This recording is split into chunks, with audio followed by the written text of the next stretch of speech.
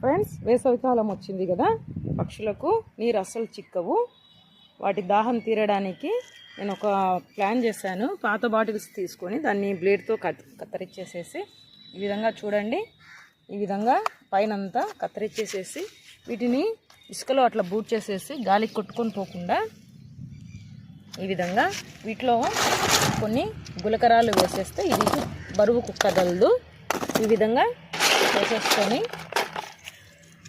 వేసి చూడండి, ఈ విధంగా వేస్తే నీరు పోసినప్పుడు అవి స్టాండర్డ్గా ఉంటాయి. గాలికి చిన్న చిన్న బాటిల్స్ కాబట్టి కొట్టుకొని పోవు. ఈ విధంగా వేసేసేసి వీటిలో నీటిని నింపుతున్నాను. పక్షులు వస్తే వాటిని ఇక్కడ నీళ్ళు చిక్కవు కాబట్టి ఖచ్చితంగా తాగుతాయి. ఎందుకంటే రోజు నేను చూస్తున్నాను, నేను ఒక పెద్ద బకెట్ లాంటి వాటిలో నేను పెడతాను, కానీ చిన్న చిన్నవి కూడా ఉంటే బాగుంటుందనే ఉద్దేశంతో ఈ విధంగా నేను పెడుతున్నాను. చూడండి ఫ్రెండ్స్, ఈ ఐడియా ఎలా ఉంది చెప్పండి. Thank you.